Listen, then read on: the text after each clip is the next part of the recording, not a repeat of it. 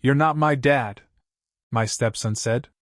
"My real father would never treat me like this."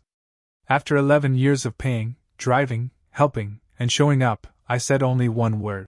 "Okay." My wife thought the argument was over.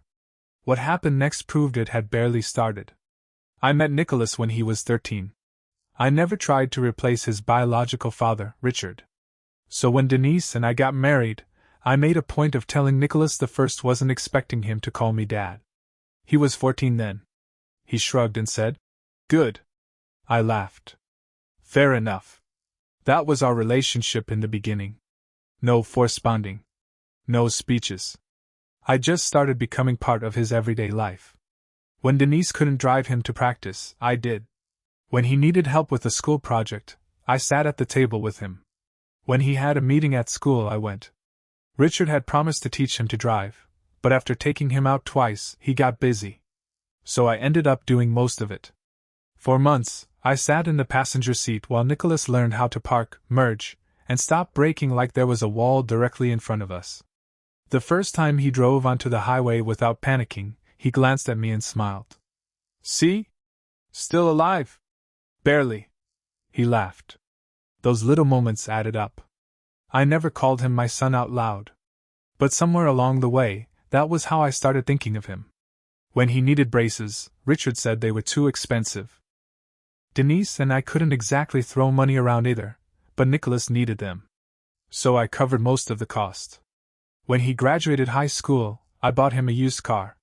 Nothing fancy. It had plenty of miles on it, and a scratch across one door, but it was reliable. When I handed him the keys, he stared at me. "For real?" "For real." He hugged me. That mattered more than the car. When he started college, I helped cover what financial aid didn't. Richard contributed at first. Then less. Eventually, almost nothing. I didn't complain. Nicholas was family. That was enough for me. 2 years later, he came home looking miserable. He sat at the kitchen table and told us he hated his program. He wasn't doing well. He didn't know what he wanted anymore. Then he said he wanted to drop out. Denise panicked immediately. "What are you going to do instead?" "I don't know." "You can't just quit without a plan." "I know." "Then what happens next?" Nicholas shut down. I could see it. So I stepped in. "Dropping out of one program doesn't mean your life is over." He looked at me. I said, "Come home. Work. Save some money. Figure out what you actually want before you spend more on another course you hate." He asked, "How long can I stay?" "As long as you're moving forward." I meant it. He moved back home. We didn't charge him rent. We didn't ask for grocery money. We didn't ask for utilities. His phone stayed on our family plan. His car stayed on our insurance. And a $300 monthly transfer I had started sending him while he was in college somehow kept going. At first, I didn't think much about it. Nicholas worked part-time, then found a full-time job. He was making decent money. I assumed the next step would happen naturally. Save. Build an emergency fund. Eventually move out. Instead, packages started arriving. Clothes. Gaming equipment. Takeout. Weekend trips. Concert tickets. Nothing outrageous on its own. That was why I kept second-guessing whether I had any reason to be annoyed. He wasn't doing anything terrible. He was just living like a 24-year-old with almost no bills. Because that was exactly what he was. One afternoon he came home with a new gaming monitor. I helped him carry the box inside. "That looks expensive." "Got a deal." "How much?" His expression changed. "Why?" "Just curious." "About 600. I must have reacted. He said, "It's my money." I know. And it was. But that same week I had paid his insurance, phone bill, and sent him another $300. That was the first time I really looked at the arrangement and thought, what exactly are we helping him toward? I talked to Denise first. "Do you think we should start talking to Nicholas about moving out?" She immediately looked uncomfortable. "Rent is ridiculous." "I know." "I'm not saying kick him out. He's still figuring things out. He's been working full-time for months." "So?" So living here free should be helping him save. She sighed. You make it sound like he does nothing. I didn't say that. He works. I know. Then why are you making this into an issue? I didn't want it to become one. I just wanted a plan. If Nicholas had told me he was saving aggressively and wanted another 6 months, I probably would have helped him furnish an apartment when he finally moved. But there didn't seem to be any direction. A few nights later, I decided to ask him directly. Nicholas was eating at the kitchen counter. Denise was cleaning up. I was sorting through some mail. I said, Have you thought about what you want to do over the next year? He looked up from his phone. What do you mean?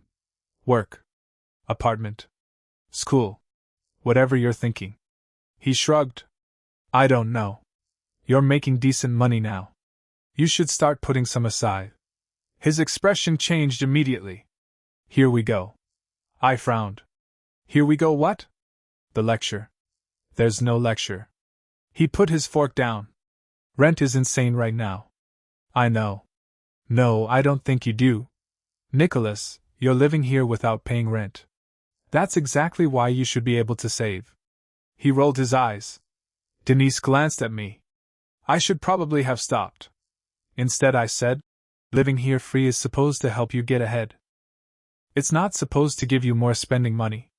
Nicholas pushed his plate away. There it is. What? You telling me how to live? I'm asking what your plan is. You always do this. Do what? Act like you get to decide what I should be doing. That surprised me. I said, If I'm paying some of your expenses, I think it's fair for me to ask what the plan is. He stared at me. Then he said it. You're not my dad. The kitchen went silent. Denise said, Nicholas. He ignored her. I didn't say anything. Part of me expected him to pull it back. He didn't. You've never been my dad. So stop acting like you get to tell me how to live.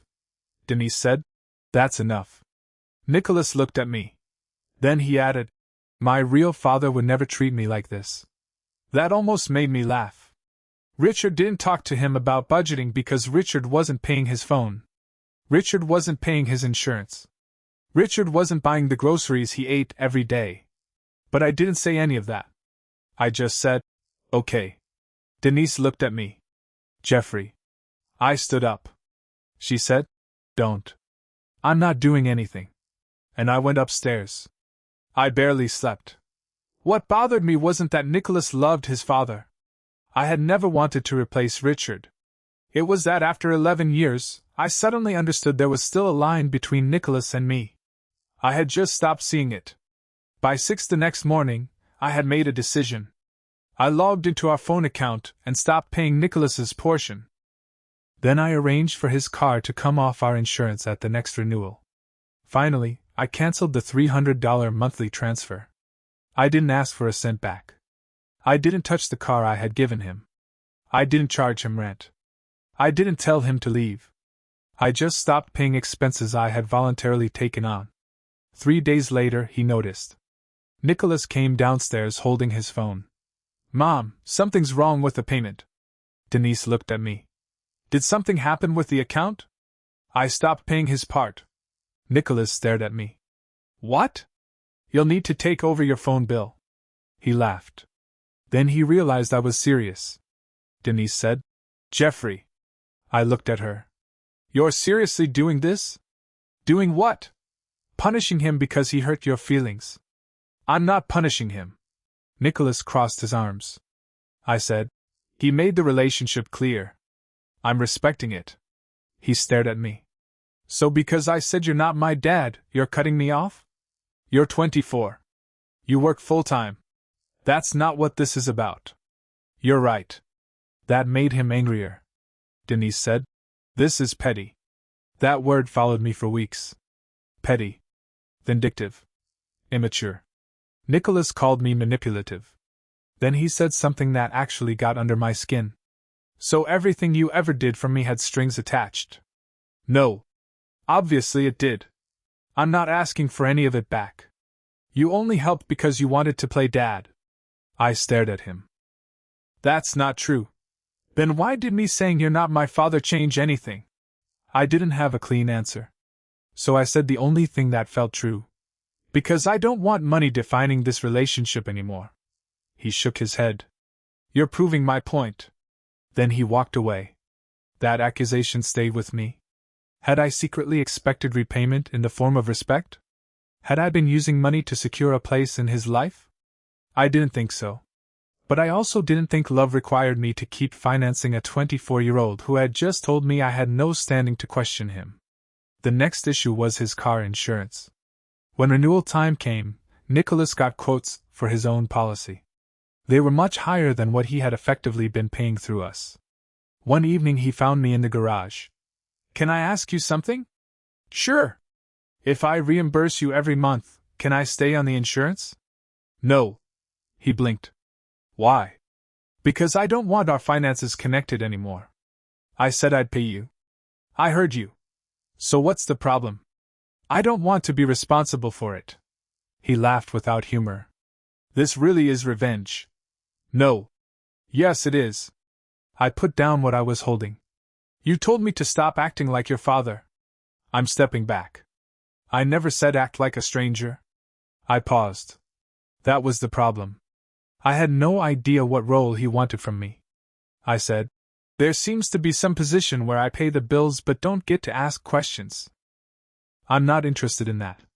His face went red. You're being a jerk. I didn't answer. He walked out. Denise heard about it almost immediately. That night, she closed our bedroom door. You need to fix this. Fix what? You and Nicholas. I'm not refusing to speak to him. You know what I mean. I waited. She said, you're destroying your relationship with him over one sentence. It wasn't one sentence. Yes, it was. No. It was what it meant. He was angry. I know. Then let it go. I looked at her. When he needed money, I was family. When he needed a ride, I was family.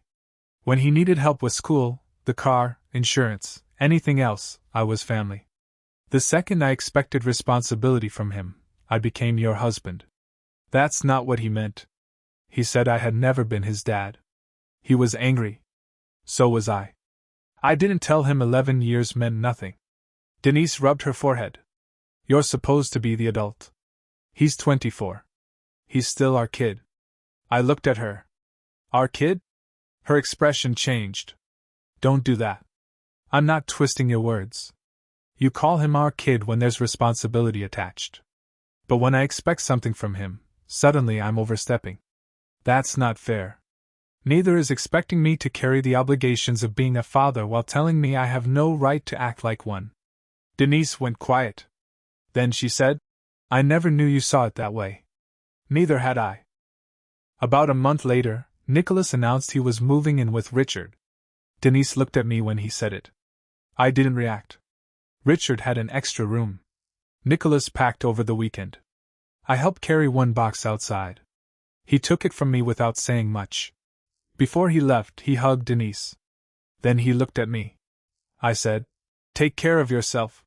Yeah. And he drove away. The house felt strange after that. Too quiet. I thought I would feel relieved. Instead, I noticed the little things. His shoes weren't by the door. His cereal wasn't in the cupboard. I didn't hear him opening the refrigerator late at night. Stopping the money hadn't made me stop caring. 6 weeks later, Nicholas moved out of Richard's house. When Denise told me why, I thought she was joking. Richard wanted rent. Not a huge amount. But he told Nicholas that if he was working full-time, he needed to contribute toward groceries and utilities. I looked at Denise. She pointed at me. Don't. I didn't say anything. I can see your face. I'm standing here. She walked away. I waited until she was gone. Then, yes, I smiled. I'm not proud of that. But after weeks of being told I had been unreasonable for expecting Nicholas to save money, the irony was hard to miss. The father who supposedly never lectured him lasted 6 weeks before asking him to contribute. Nicholas didn't come back to us. He found an apartment with his friend Zachary. Then came the security deposit. One Saturday morning, Denise told me Nicholas needed about $2,500 between the deposit, first month's rent, and moving costs. I said. Okay. She waited. I waited. Finally she said, I think we should help him. You can. Her expression changed. I mean both of us. I'm not contributing. Seriously? Yes. He needs somewhere to live. He found somewhere. You know what I mean? I said. If you want to help from your personal account, that's your decision. She stared at me. So now he's only my son? There was no good answer to that. Finally I said, I'm following the boundary he gave me. Her face hardened. You're enjoying this. No. Yes, you are. I started to deny it. Then stopped. Because part of me was. Not because Nicholas was struggling. I didn't want him broke or homeless. But there was something satisfying about everyone suddenly realizing how much support I had been providing after treating it like background noise for years. So I admitted it. A little. Denise looked at me like she didn't recognize me. At least you admit it. She gave Nicholas the money herself. After that, our finances changed. We still split the household expenses. But the assumption that my income would be available whenever Nicholas needed something disappeared. Denise hated that. She said marriage wasn't supposed to feel transactional. I agreed. But I told her I wasn't going back to automatically financing Nicholas's adult life. That was when she said, I don't trust you to treat my son like family anymore. That hurt. I asked, what does family mean to you? She looked confused. I said, because right now it sounds like I'm expected to provide no matter what, but I'm not allowed to expect anything back. Not money. Just basic respect. You're making everything about money. No. Money is just where the problem became visible. Not long after that, we started marriage counseling. Our counselor, Kathleen, asked us what we thought the conflict was really about. Denise said, control. I said, belonging. Kathleen looked between us. That difference explained almost everything. Denise believed I had used money to punish Nicholas because he challenged me. I believed I had spent 11 years accepting the responsibilities of a father figure, then discovered that role could disappear the moment Nicholas didn't like what I said. Kathleen asked, do you love Nicholas like a son? Yes. Do you still? I hesitated. Not because I didn't know. Because saying yes made the situation harder. Yes. Then why did the financial support stop? I thought about it. Because love and access to my bank account aren't the same thing. Denise looked away. Kathleen asked another question. If Nicholas were your biological son, would you have done the same thing? I didn't answer immediately. I don't know. And that was true. Maybe biology would have made the words easier to absorb. If your biological child screams, I hate you, you still know what you are to them. With Nicholas, I had spent 11 years being careful not to overstep. Be involved. Show up. Help. But don't replace Richard. That arrangement worked until the line I had tried so hard to respect was used against me. Counseling didn't magically fix our marriage. Nicholas barely spoke to me. Most updates came through Denise. Then something happened that complicated everything. Living on his own was good for him. Once Nicholas had rent, utilities, and groceries to think about, he started budgeting. He cooked more. He cut back on unnecessary spending. He picked up extra hours. He even started talking about taking classes again. Despite everything, I was proud of him. A few months after he moved out, his car broke down.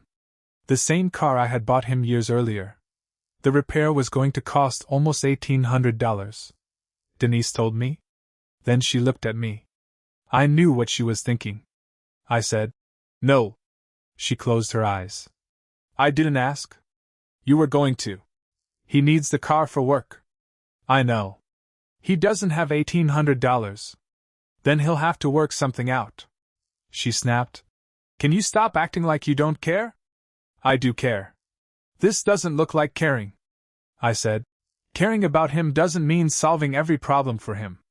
She stared at me. Then said quietly, you really have changed. Maybe I had. Nicholas figured it out. He paid part himself. Richard loaned him some money. Zachary drove him to work for several days.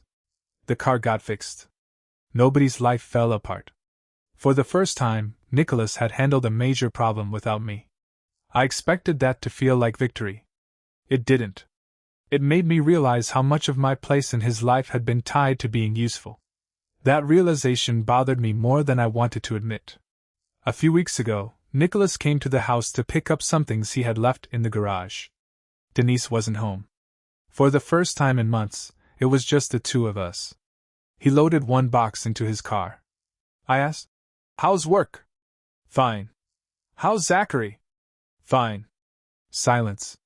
Then I said, "Your mom says you're thinking about taking classes again." He looked at me. "She tells you everything. She's proud of you." He shrugged. "I think it's a good idea." He gave a short laugh. "There you go." I frowned. "There I go what?" "Giving advice." I said it was a good idea. Same thing. Normally, I would have let it go. This time I didn't. "Not everything I say is an attempt to control you." He put down the box. "And not everything I say should turn into a punishment that lasts forever." I knew exactly what he meant. "We've had this conversation." "No. You and Mom have. You stopped speaking to me. You made it clear how you felt." "So did you." He looked at me. Then some of the anger left his face. "I was mad." "I know. I shouldn't have said it like that." It was the closest thing to an apology I had heard from him. I waited. Then he added, "But I still think you went too far." I nodded. "Okay." That seemed to annoy him.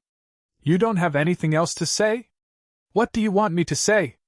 "I don't know." So I told him what I had failed to explain for months. "I spent 11 years trying to be there for you without taking Richard's place." Nicholas looked away. "I never asked you to call me Dad. I never expected you to forget who your father was. But somewhere along the way, I started thinking of you as my son." He looked back at me. "Then the first time I asked you to take more responsibility for yourself, you reminded me I wasn't your father. That's not why I said it. It doesn't change what you said." He exhaled. "So what?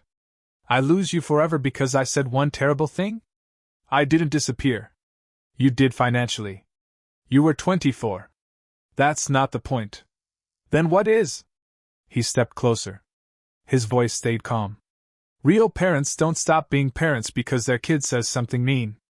That stopped me. Because part of me understood exactly what he meant. I said, "And kids don't get to decide someone is their parent only when they need something." His face changed. I regretted the wording immediately. "I never did that. That's how it felt." "Well, that's not what I meant. And I didn't stop paying your bills because I stopped caring." "Then why did you?" I thought about it. "Because I didn't want money to be the thing holding my place in your life." Nicholas went quiet. I continued. "You needed something, I showed up. Somewhere along the way, that became how I knew I mattered to you. Then you told me I wasn't your father, and suddenly I didn't know whether you cared about me or just depended on me." He leaned against his car. "I never said those years meant nothing. You said I'd never been your dad. Because you're not." That still hurt. He saw it. Then added, "Not the same way Richard is." "I don't know what that means." "Neither do I." For once, there was no anger in his voice. He looked down. Then he said, "When something goes wrong, I still think about calling you." That hit me harder than I expected. "Why?" He shrugged. "Because you always knew what to do." I didn't answer. He continued. "When the car broke down, you were the first person I thought about calling." "Why didn't you?" He gave me a look. "Because I knew you'd probably say no."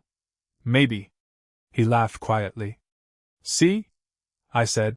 "Needing me and seeing me as your father aren't necessarily the same thing." He thought about that. Then said, "Maybe I don't know what you are." Months earlier, that would have crushed me. This time, I understood. "Maybe I don't either." We stood there for a while. No dramatic hug.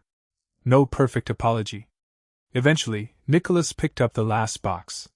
Before he got into his car, I said, "For what it's worth, I'm glad you're doing okay." He paused. "Mom told you?" "About the apartment. Saving. Classes." He looked slightly embarrassed. You've handled a lot yourself. Had to. There was some edge in his voice. I let it go. Still counts. He nodded. Thanks. Then he drove away. That conversation didn't fix everything. But it changed something. A few days later, Nicholas texted me asking if he could borrow one of my tools. I told him yes. The next week, he sent me 2 class schedules. Which one looks better? That was all he wrote. I stared at the message longer than I needed to. Then I gave him my opinion. He listened. He didn't ask for money. I didn't offer. Denise and I are still in counseling.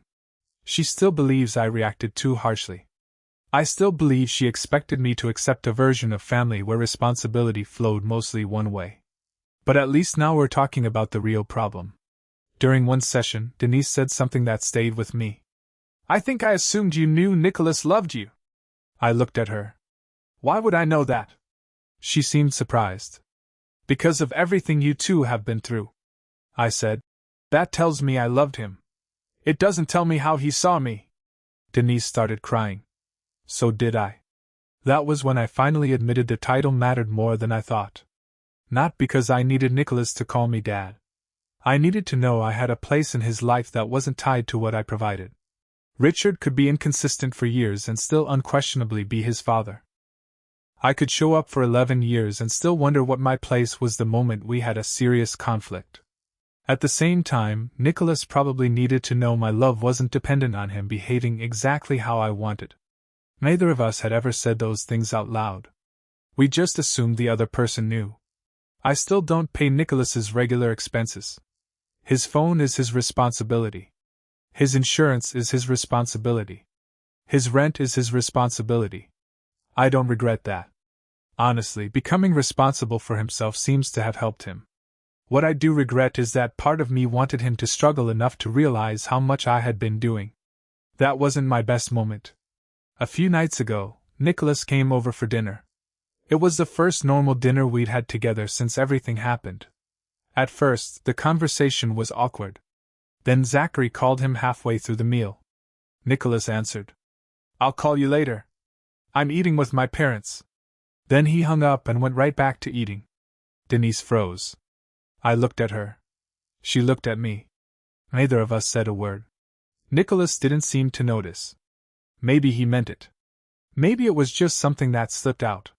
I decided not to ask. For 11 years, I thought being a father meant showing up. Then for months, I thought stepping back was the only way to protect myself. Now I think the truth is somewhere in between. I can care about Nicholas without paying for every part of his adult life. He can love Richard as his father without reducing me to some temporary role whenever we disagree. Maybe our relationship will never fit perfectly into one word. That doesn't mean the years we spent building it were fake. I still don't know whether I handled that first argument the right way. I know I was hurt. I know Nicholas was angry. And I know we both reacted in ways that turned one sentence into months of damage. But I also know something changed when I stopped fixing every problem for him. He became more independent. I stopped measuring my importance by how much he needed from me. And somewhere in the middle of all that resentment, we started building something different. Not exactly father and son. Not just stepfather and stepson either. Something in between. Maybe something more honest. So was I wrong to financially cut off my adult stepson after he told me I was never his father? Or was he expecting the benefits of having a dad while reserving the right to deny I was one whenever accountability became uncomfortable?